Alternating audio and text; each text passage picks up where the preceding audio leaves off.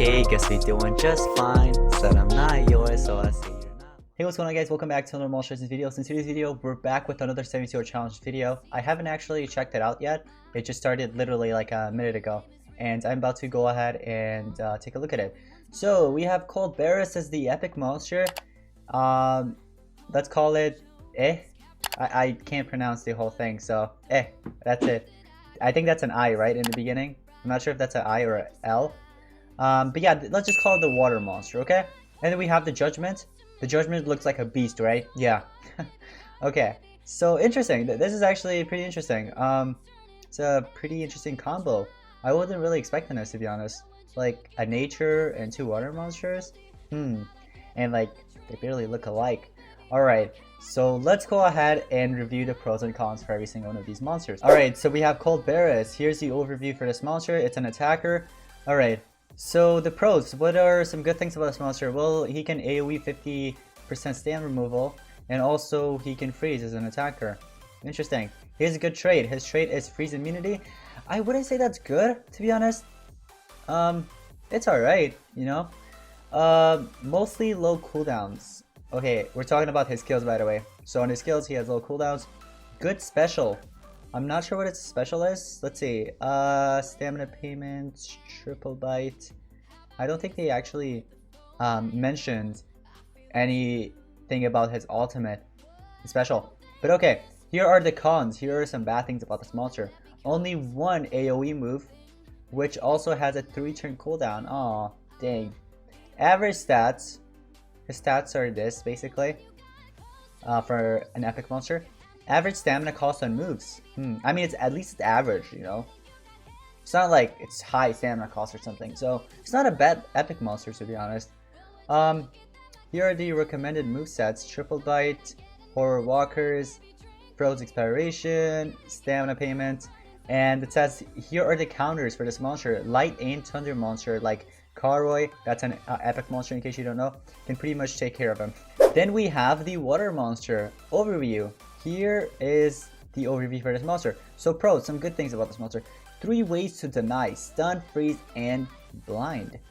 Low cooldowns and stamina costs. Self-negative effect removal skill. Nice relic slots. SN and trap. That's not so bad, that's actually pretty good. Here are the cons for this monster. Unimpressive stats and trait. Oh, dang it. Freeze immunity. And then here is basically his stats, or her stat. And then only 2 pure AoE skills, and they don't deal damage. Oh, dang it. Outclassed by other deniers. Alright, so here are the counters for this monster. Since he's a water monster, good thunder attackers like Exo skill can turn into fish into his dinner. Talon is a great counter to him. She has heavy hitting thunder moves and dragon hater, which rains on his parrot. And there's more and more, but I'm not gonna get into that. So looks like he has more pros than cons. Unfortunately, his trait and his stats kind of suck. It's not really the best, you know. But yeah. It's a decent monster. And the overview for the last monster, the Judgment. Pros, here are some good things about this monster. Acceptable power. His power is 3542. AoE poison, he can do that. Self regen, he can do that as well. Self heal, Keeps himself alive as long as possible. That's the goal for him. To keep himself alive for as long as he can. Cons. High cooldowns, that will be bad. Bad speed and health. Bad trait. Only inflicts poison. Oh, dang it. So they didn't mention anything about his relics. They didn't actually say anything about it. But armor, I mean, that would be good because he is trying to keep himself alive as long as possible, right? And the armor will help him out. The bad thing is poison immunity. I mean, that's a very bad trait. It's not the best. Freeze immunity, I'd say it's better. Like the water monster, the previous one that we just mentioned. And he has high cooldowns and stuff like that. But he does have tons of pros. It's like a 50-40. So now we're getting into what's the best. So let me tell you guys something. The water monster, the middle one, right? His stats it's bad.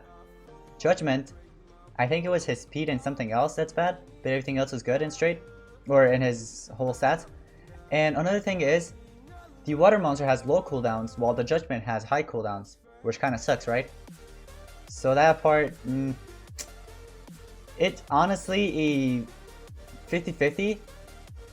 But here's the thing, this water monster is supposed to be a control monster, right? But he does get outclassed by other deniers in the game. Even some old monsters we're talking about. Judgment, on the other hand, he's a tank monster. So it really depends. If you want a control monster, right, that could freeze and stun like it says it down here, you should go for the middle monster. But if you need a tank monster in your team that could keep self alive as long as possible, then you should probably go with the Judgment. What is this one? He's a control. Let's just not talk about him, to be honest. He'd probably be last. So first, if you need yourself a control monster, like I said, go for the middle monster. If you need a tank, go for the tank, and then he should be your last option. So what I do myself normally, even on my baby account, I just go for the gems and the resources itself. But I wanted to make this video for those of you that actually needs help choosing the right skills and everything, like not the right skills, sorry, choosing the right monster, which one you want to go for, what you really need. So I just wanted to make this video. And aside from that, let's go ahead and give you guys a tip. So I always give this tip, by the way, to everyone, but I don't get tired giving out this tip because I know for a fact that there's going to be newer players watching my videos and stuff, right, that are new to my channel. So this is the tip that I normally give for 74 challenges that actually help out a ton of players. So what you want to do is head over to your defense team and basically remove 2 of your monsters, and then the last one, what I need you to do is go with your weakest monster. So whatever your weakest monster is, so let's say for example this Thunder Eagle, you just select them, right? So let's say it's just going to be a Thunder Eagle or a legendary that's level 4 or whatever it is, right? You have it in there. It's just one monster in there. I'm not going to remove it right now because I am not trophy dropping. I don't want to trophy drop because I don't really care about the 72-hour challenge, to be honest. I just want to climb up the leagues. That's all I'm trying to do. Just trying to stay in my Legendary 4 league or maybe get up to top 500, which is top Legendary 3, right? So what you want to do is, once again, remove 2 monsters. The last one has to be very weak, and that is called trophy dropping. Basically what's going to happen is that players will find your base to be very weak, right? And they'll take the advantage. They'll actually fight you. They'll go ahead and scout you in and they'll win. But hey, here's the thing, when they win, most of the time they'll have like the weakest defense. In this case, I'm actually going up against all mythic monsters that are like 150s and stuff, and it is hard to showcase. But yeah, 150 mythics, holy cow, look at all of this. And this is just Legendary 4 league, holy cow, this is what I'm going up against. Let me take revenge. Maybe this player has he's probably trophy dropping or something. Not really, never mind, he's not trophy dropping. But I don't know why he's setting up this type of team. Alrighty, let's do this. Through the fire, okay. Let's use this. They have so much life. Am I really gonna lose this? No, let's not lose this. Ingevar's banner kicks in. Let's go ahead and do that. Let's get rid of him. Should I save myself or... Yeah, let's save myself. He has to recharge anyways. Let's do this. I'm gonna just charge up, it's fine. Okay. I also give this other tip. So, let me actually finish off this battle and I'll tell you guys about it. Let me go ahead and finish that off. And he should die from the tortures and the dots. Okay, victory. So, let's go on and spin this. We're gonna get our 500 coins, if not 50 coins for the maze. There we go. Okay, so here's the thing. If you are in beginner to, let's say, bronze 1, I recommend just going for the epic monster, because when you spin the wheels and stuff, you don't really get too much coins. Not as much coins as I get in Legendary 4 League, for example. In Legendary 4 League, they give me like up to 500 coins and stuff. But when you're in the bottom league, they don't give you much. And let's say when you're around Silver 3 to Silver 1, you have chances of getting yourself one of the legendary monsters. The epic monster for sure, 100% you're gonna get it, but if you're gonna go for legendary monsters, you have chances. And then if you're in gold 3, to gold 1. Gold 3 to gold 1, I'd say you have like high chances of getting the legendary monster, right? Whichever one you want. And once getting that, you can go for an epic monster if you want to. Champion 3 to champion 1, or let's say gold 3 or gold 2 to champion 1. You should be able to get at least 2 legendary monsters, if not 2 monsters. It could be epic and legendary. Legendary 4 and above, or let's say champion 3 and above.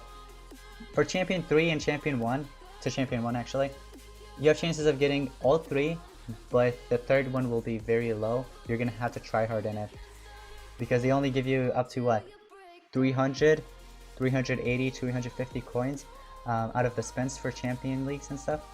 So yeah, but when you're in legendary 4 and above, your chances of getting the monsters and everything like that all together is gonna be high, but it's not gonna be easy. So make sure to give your best then.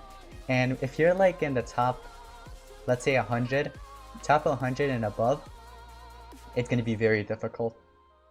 It's going to be very difficult, especially if you're not trophy dropping, because you're going to be facing these type of players, right? And if you can't compete against them, well, you're doomed. So I wouldn't really risk it. But if you're in like, let's say Legendary 4 League or something around there, Champions 3 or something, it should be easy for you to get all the monsters in the 72 challenge. But normally what I do is just go for the gems and stuff. Like I said, the gems, that's what you want to go for, or that's what I do actually. Let's go ahead and do it right now. So, oh, I got 20 gems, cool. Alright, stamina level 3. The monster was right there. I think we can do like 2 more or something, 1 or 2 more. 35k gold. We could do 1 more. Come on, what are you gonna get? I'm hoping gems. I don't really care about the monster. And there's also a vault key challenge going on. It's been going on. I don't really participate in this much, to be honest. It's just, I don't know. I want to participate in it, but I really don't at the same time because it's so short and stuff, right? But yeah, anyways, we collected that, and yeah, that's going to be pretty much it for today's 72-hour challenge video. Hope you guys enjoyed. If you did, smash the like button, also subscribe, turn on post notifications so you won't miss out any of my future 72-hour challenges video. And I post them very early most of the time, so make sure to have notifications on so you know when it'll be out and everything like that. But yeah, thank you all so much for watching. I'll see you guys in the next one. Peace out.